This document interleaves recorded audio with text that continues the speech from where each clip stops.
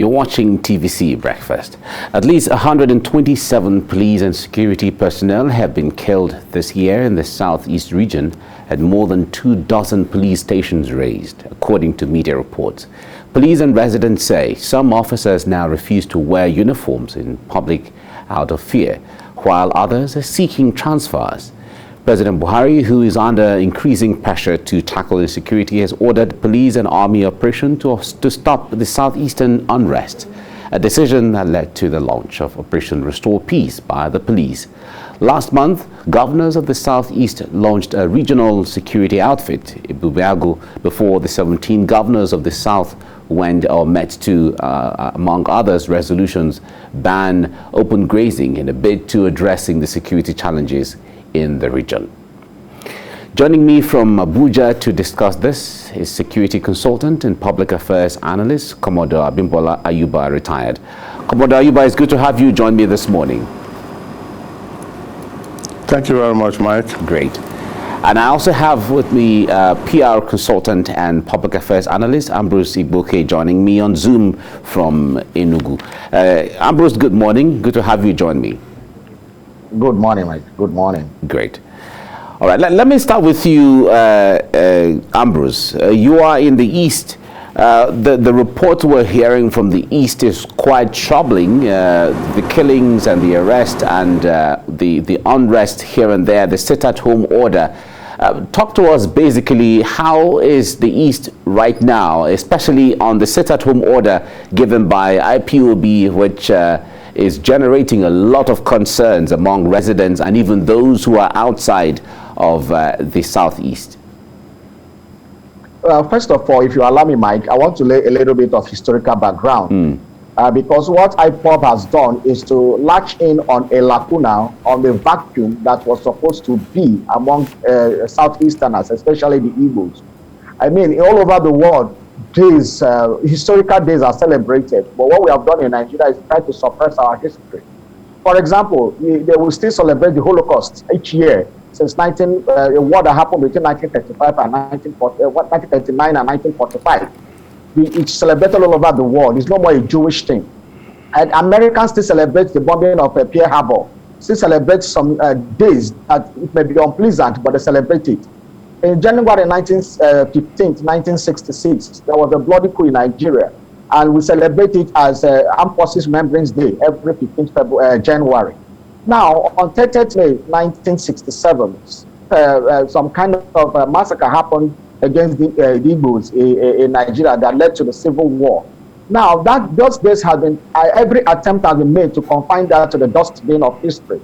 But in this age of technology and the rest, we have seen videos resurface. We have seen evidence, hard evidence of audio and video formats everywhere. And so what has happened over the years is that these days that are supposed to be national monument, that are supposed to remind us of our past so that we don't repeat the same mistakes, have been almost subdued. Therefore, a group of people came up called IPOB, and they are playing to that. They are using that as a propaganda tool. Down here in the southeast, my own grandmother died during that war.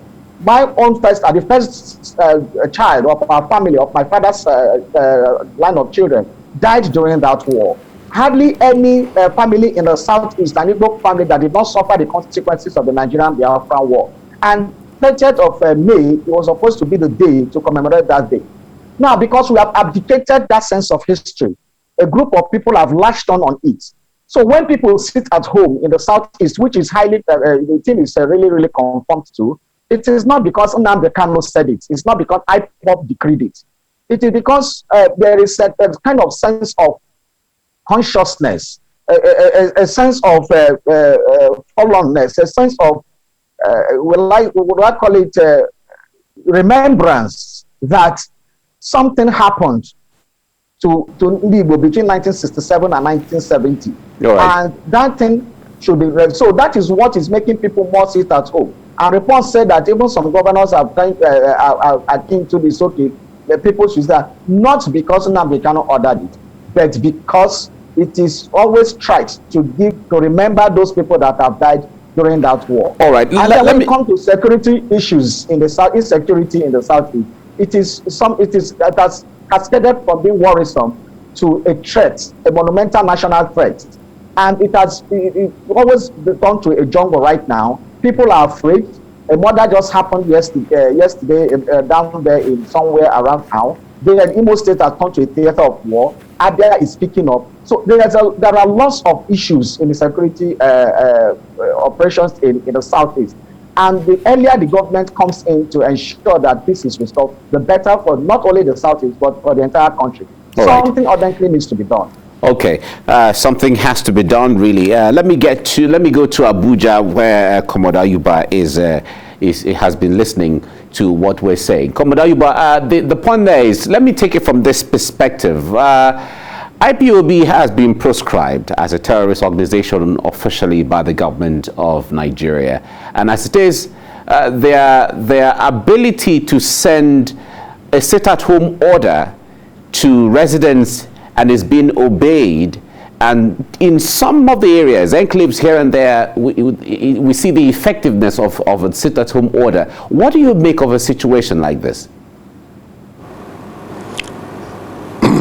Okay, Mike,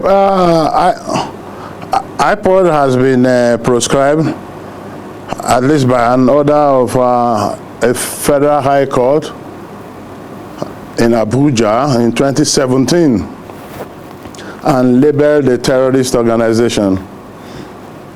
Notwithstanding, IPOB has continued to come out as a voice for propagating some ideals of the Igbo people, albeit it may not be fully accepted by all Igbos.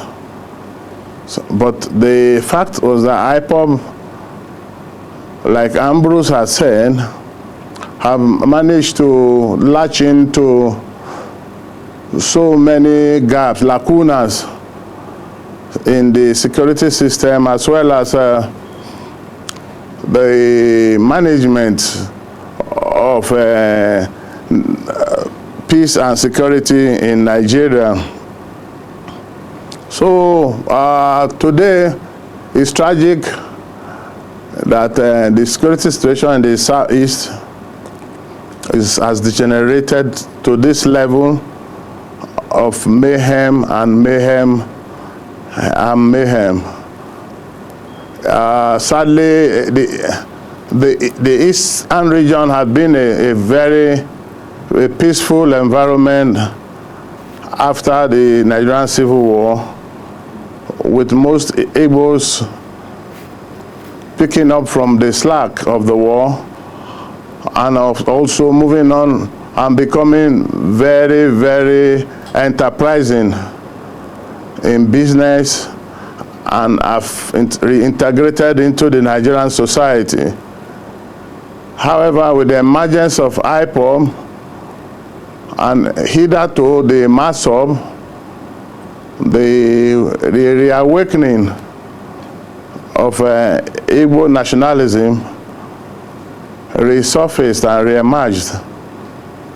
Consequently, the inability for government to manage and dialogue with these groups over the years have given the strength and weighed against the general security climate in Nigeria. A lot of killings are happening. Some are attributed to herdsmen, farmer clashes all over the nation. And particularly it became uppeak in the east in recent times, necessitating the establishment of the Ebubeagu by the Southeastern Governors Forum and the Eastern Security Group that had been labeled an offshoot of IPOB also emerged.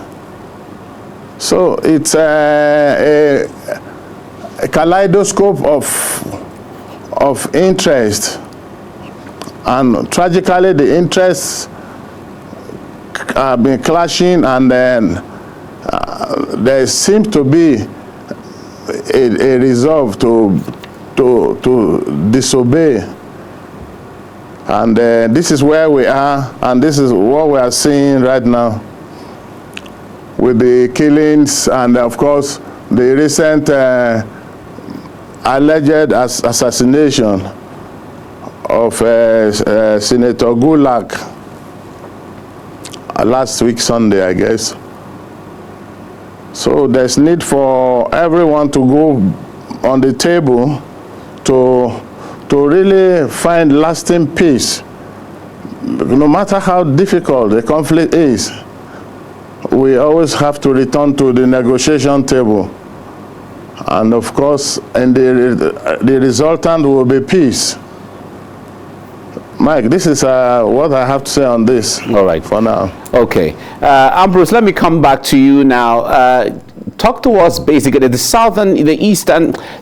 Southeast Governors Forum had come up with a security outfit called IPOB, and that was meant to assist the police in ensuring that normalcy is restored, peace and security is in place in the Southeast.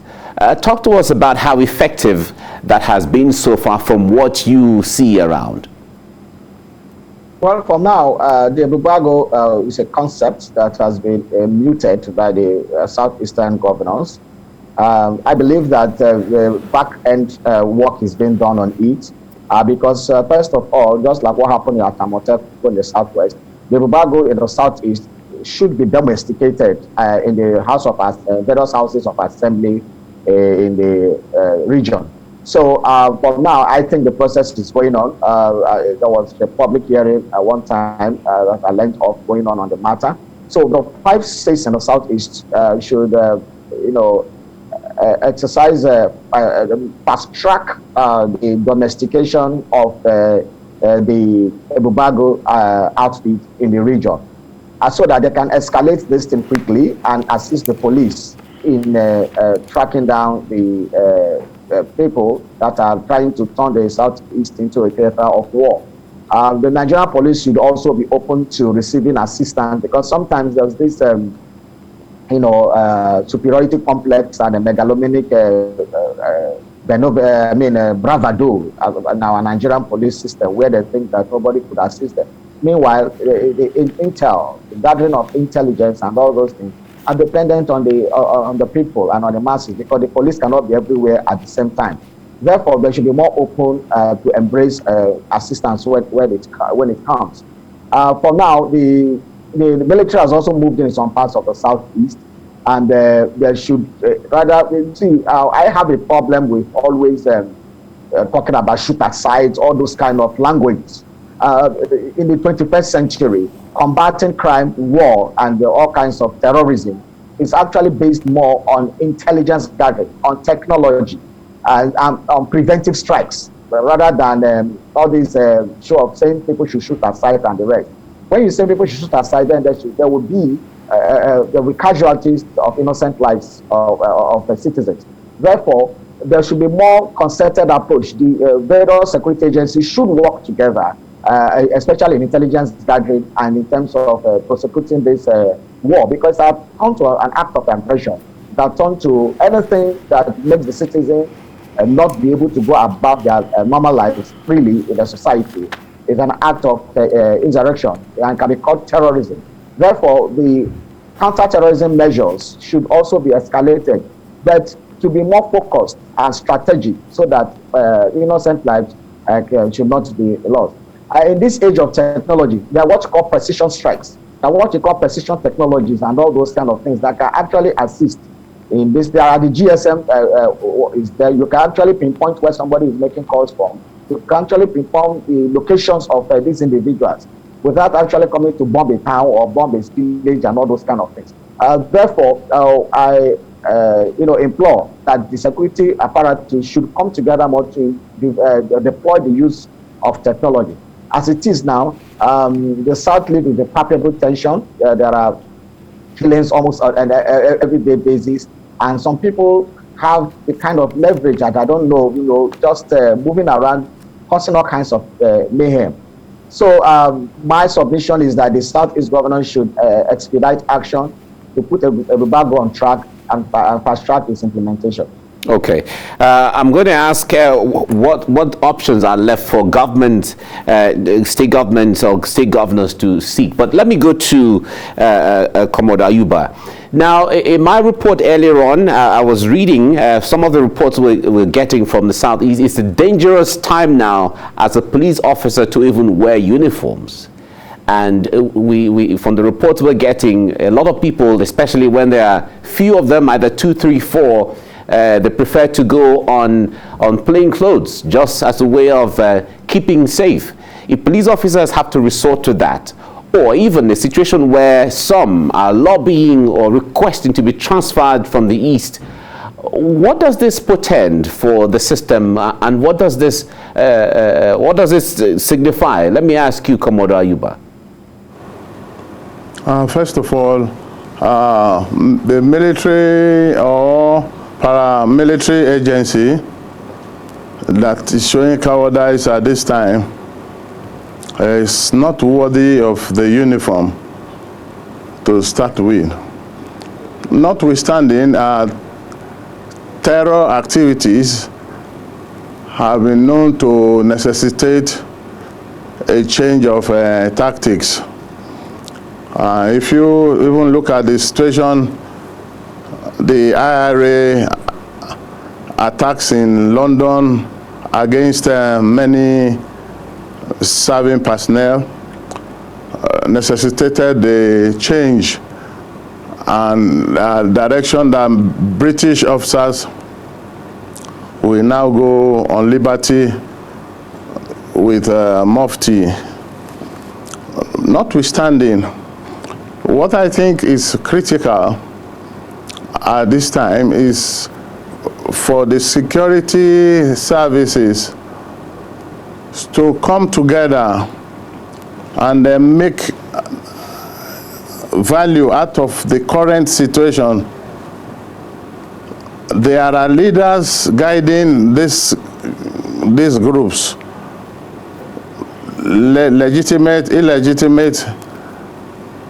They need to be found, and when they are found, they need to bring them in, because a single cause terror group like the IPOB appeared to be in the beginning is now turning to a group that wants to wage war against the rest of the country.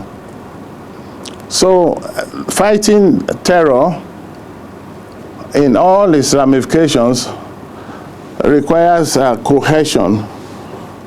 And this idea of police doing its own operation, army doing its own, air forces doing all working in silos, will further exacerbate the conflict that is going on in the Southwest right now.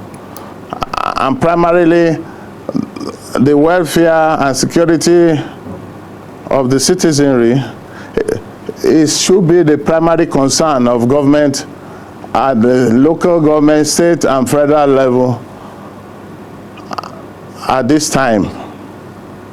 So when you look at the components of national security, the freedom from fear and want are critical elements of the definition of national security.